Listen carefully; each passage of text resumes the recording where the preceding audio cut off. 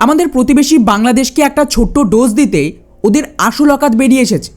যে বাংলাদেশ এতদিন ধরে বুক চাপড়ে বেড়াচ্ছিল, আমরা ভারতকে বয়কট করছি, ভারতের জিনিস লাগবে না, সেই বাংলাদেশের মিডিয়া ইউটিউব চ্যানেলগুলোতে বুক ফাটা চিৎকার শুরু হয়ে গেছে যে ভারত আমাদের যে খয়রাতি দিত তা কমিয়ে দিয়েছে। এবং একদিকে ভারতের খয়রাতি পেতে বুক ফাটা চিৎকার, ওদিকে এর মাঝেই বাংলাদেশের সরকার ভারতকে চিঠি দিয়েছে যাতে ভারত বাংলাদেশে যায় ওদের ইলেকশনের তদারকি করতে। কি আশ্চর্যজনক ঘটনা, তাই না? আমরা তো জানতাম যে বাংলাদেশের ইউনিট সরকার ভারতীয় আধিপত্যবাদের বিরুদ্ধে লড়ছে, তাহলে সেই সরকার এখন সেম ভারতকে চিঠি দিয়ে রিকোয়েস্ট কেন করছে যে আমাদের দেশে আপনাদের প্রতিনিধি পাঠান যাতে তারা গোটা ইলেকশনের তদারকি করতে পারে? এটা তো কেবলমাত্র পাকিস্তান, আমেরিকার মতন দেশ বা তুর্কির মতন কোনো মিত্র দেশকে পাঠানোর কথা, তাই নয় কি?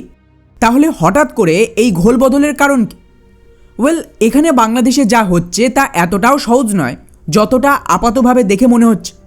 রিসেন্টলি ভারত সরকার চুপচাপ বাংলাদেশ থেকে যেভাবে নিজেদের ডিপ্লোম্যাটদের পরিবারদের তুলে নিয়েছে, তাপবিদ্যুৎ কেন্দ্রে কাজ করা ইঞ্জিনিয়ারদের সরিয়ে নিচ্ছে এবং এখন বাংলাদেশকে দেওয়া ক্ষয়রাতি 50% কমিয়ে দিল, তার সরাসরি ইঙ্গিত যেখানে কিছু গভীর পরিকল্পনা চলছে।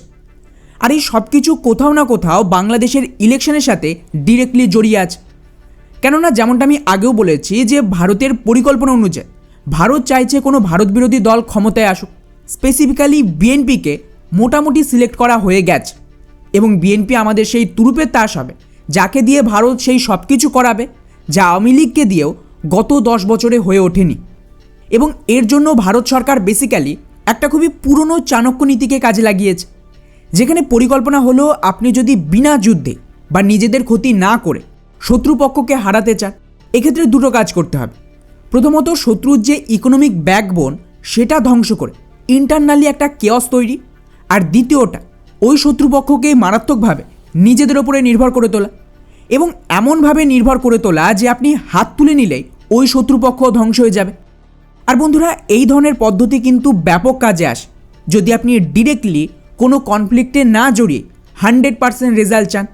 এক্স্যাক্টলি বাংলাদেশে তাই হয়েছে। জাস্ট ইম্যাজিন করুন যে ভারত বাংলাদেশে কোনো রকম মিলিটারি অ্যাটাক করল, এতে আপনাদের কি মনে হয় পরিস্থিতি ঠিক হয়ে যাবে? কোনো দিন না। এমন অবস্থায় একটা ধ্বংস হওয়া দেশ আমাদের ঘাড়ে চেপে বসবে এবং আমাদের যত শত্রু দেশ রয়েছে তারাও এখানে নিজেদের অ্যাসেটসকে মোতায়েন করে এক্সপ্লয়েট করবে ভারতকে। এমন অবস্থায় বাংলাদেশকে তো আমরা ধ্বংস করে দেব, কিন্তু এই ধ্বংস হওয়া দেশটা জম্বির মতন আমাদের ঘাড়ে চেপে বসবে। আতঙ্কবাদ, রিফিউজি এইসবের চক্করে ভারতই উল্টে ফেসে যাবে। তো এটাকে পাশ কাটিয়ে ভারত চেয়েছিল, যেহেতু আমেরিকা ইতিমধ্যেই একটা কেয়স তৈরি করেই দিয়েছে বাংলাদেশ এবং হাসিনাও ভারতের কথা মতন কাজ করছিল না। তো এখানেই কাজে আসে আমাদের সেই দুই চাণক্য নীতি, যেটার কারণে এই বাংলাদেশের এই ভারত বিরোধী সরকার এখন ভারতকে চিঠি লিখে ইলেকশন অবজারভার হওয়ার অনুরোধ করছে। যার মধ্যে প্রথম নীতি হলো শত্রুকে ইকোনমিক্যালি পুরোপুরি ভেঙে দেওয়া। আর এটা আপনারা সকলেই জানেন কিভাবে ইউনিস পুরো গার্মেন্টস ফ্যাক্টরিগুলোতে আক্রমণ করিয়ে সেগুলিকে বন্ধ করিয়ে দিয়েছে আওয়ামী লীগের দালাল আখ্যাতি। এরপর ভারতের সাথে পায়ে পা বাঁধিয়ে একটা লড়াই শুরু করে যাতে বাংলাদেশের রপ্তানি কমতে পারে এবং ওরা যত সুবিধা পেত ভারত থেকে সেগুলো বন্ধ হয়ে যায়। এবং সবচেয়ে গুরুত্বপূর্ণ, যেহেতু গার্মেন্টসের সস্তার র মেটেরিয়াল ভারত থেকে আসতো, সেটাও কিন্তু অনেকটাই বন্ধ হয়ে গেছে। এতে ওভারঅল বাংলাদেশের ইকোনমি তো শেষ। এরপর শুরু হয় দ্বিতীয় নীতি, যেখানে দেশটাকে আমাদের ওপর মারাত্মক নির্ভর করাতে হবে। এখন আপনারা নিজেরাই এই রিপোর্টটা দেখুন। বাংলাদেশের মিডিয়া বলছে যে মুখে ভারত বিরোধিতার কথা বললেও মোহাম্মদ ইউনিস নাকি ভারত থেকে আমদানি কমানোর বদলে আরও মারাত্মক হারে বাড়িয়ে দিয়েছে। আর শুধু আমদানি বাড়িয়েছে তাই না, ভারত থেকে যে বিদ্যুৎ নিয়ে এত সমস্যা, সেই বিদ্যুৎ আমদানির চুক্তি বন্ধের জায়গায় সেটাও বাড়িয়ে দিয়েছে। এবং রিসেন্টলি খবর এসেছে ভারত থেকে আরও 510 মেট্রিক টন চাল এসেছে। টোটাল 1350 মেট্রিক টন চাল বাংলাদেশে পৌঁছলো গত 1 মাস। এছাড়াও আরও 50,000 টন চাল আসবে। এমনকি ওদের যে ডিজেলের প্রয়োজন ইলেকট্রিসিটি তৈরি থেকে শুরু করে ওদের গার্মেন্টসের সমস্ত ফ্যাক্টরি চালানোর জন্য, তার জন্যও কিন্তু ভারত থেকে 1,80,000 টন ডিজেল আমদানি করছে।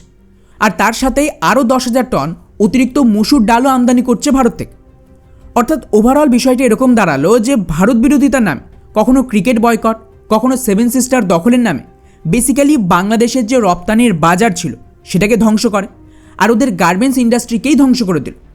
কিন্তু উল্টো দিকে বাংলাদেশকে আরও মারাত্মকভাবে সব দিক থেকে, মানে চাল ডাল সহ খাদ্য আমদানি হোক বা আদানির বিদ্যুৎ আমদানি থেকে শুরু করে ডিজেল আমদানি হোক, এই সব কিছুর জন্য ওরা ভারতের ওপরে নির্ভর করিয়ে দিল। এখন জাস্ট কল্পনা করুন যে বাংলাদেশের ইকোনমি শেষ, এই অবস্থায় যে নতুন সরকার আসবে তারা যদি এমনটা ভাবে যে আমরা ভারতের বিরুদ্ধে গিয়ে কিছু করব, তাহলে ভারত কী করবে? জাস্ট ওদের যে হুক্কা পানি সেটা বন্ধ করবে এবং ওদের যে বেসিক পাওনা ছিল, যেমন গঙ্গার জল পাওয়া থেকে শুরু করে ভারতের ট্রান্সশিপমেন্টের সুবিধা, নর্থ ইস্ট ভারতের পুরো মার্কেট, এই সমস্ত সুবিধাগুলো পুনরায় ওই সরকারকে পাওয়ার জন্য ভারতের সাথে নেগোসিয়েশন শুরু করতে হবে, যেটা অলরেডি আগেকার সরকার করে গেছিল। অর্থাৎ সেম জিনিস পাওয়ার জন্য আবারও বাংলাদেশকে ভারতের সামনে নথি স্বীকার করতে হবে এবং তার বিনিময়ে নিশ্চিত ভারতও কিছু চাইবে। তো বলতে পারেন ওভারঅল আমাদের এই দুই চাণক্যনীতির যা পরিকল্পনা ছিল সেটা সম্পূর্ণ হয়ে গেছে এবং এখন সময় ইউনিসকে তাড়িয়ে নতুন সরকার আন। কিন্তু বন্ধুরা, এখানে এই বিষয়টি একটু আটকে আছে। ইউনিস চাইছে আরেকটু থেকে লুটপাট করতে, আর আমেরিকা চাইছে যতক্ষণ না ভারত আমেরিকার মধ্যে ট্রেড ডিলটা হচ্ছে ততক্ষণ ইউনিস থাকুক। কিন্তু ভারত সরকার চাইছে যে ফেব্রুয়ারিতেই বাংলাদেশের ইলেকশন করাতে, কারণ তারপরেই পশ্চিমবঙ্গেও ইলেকশন আছে এবং এখানেও সেন্ট্রাল গভর্নমেন্টের পরিকল্পনা হলো এসআইআর এর পর এখানেও সরকার বদল হয়ে যাবে। সেক্ষেত্রে ওরা নতুন সরকার গঠন করে বাংলাদেশের নতুন সরকারের সাথে নেগোসিয়েশন শুরু করবে যে কিভাবে অবৈধ অনুপ্রবেশকারীদের পশ্চিমবঙ্গের মাধ্যমে ফেরত পাঠানো হবে, আর তবেই কিন্তু ধীরে ধীরে বাংলাদেশকে পুনরায় সমস্ত সুবিধা ফেরত দেওয়া হবে। আর বন্ধুরা, এটার জন্যই এখন শেষ মুহূর্তে ভারত ইউনিসকে বলতে পারেন ভয় দেখাতে প্রথমে ডিপ্লোম্যাটদের পরিবার আর ইঞ্জিনিয়ারদের সরিয়ে নিল। আদানিও একটু একটু করে ইলেকট্রিক সাপ্লাই কমিয়ে দিচ্ছে, আর হাসিনাকেও প্রেস কনফারেন্স করতে দিয়ে চাপ তৈরি করছে যে তাড়াতাড়ি ইলেকশন করি, এখান থেকে ভাগো, তোমার কাজ শেষ, না হলে ভারতকে অন্য ব্যবস্থা নিতে হবে। আর এর পাল্টায় ইউনিস বেসিক্যালি ভারতকে ইনভাইট করছে যাতে ভারত অবজারভার হিসেবে আসে। এটা ভারতের জন্য সিগন্যাল যে বিশেষ কিছু করতে হবে না, আমরা অলরেডি বাংলাদেশে ইলেকশন করানোর প্রসেস শুরু করে দিয়েছি। হ্যাঁ, ভারতকেও এখানে একটু লোক দেখানো নাটক করতে হবে যে এতে আমরা খুশি নয়, তবেই না পরবর্তী সরকারের রাস্তা সহজ হবে। ফলে ওভারঅল সবটাই ঠিক মতন এগোচ্ছে, যদি না মাঝখানে আমেরিকা আবার খোঁচাতে শুরু করে এই ইলেকশনের মধ্যে। আর টু বি অনেস্ট, এর জন্য ভারত প্রিপেয়ার আছে। দেখা যাক ইলেকশনটা ঠিক মতন হয় কিনা এবং বিএনপি এখানে কতটা সিট পায়।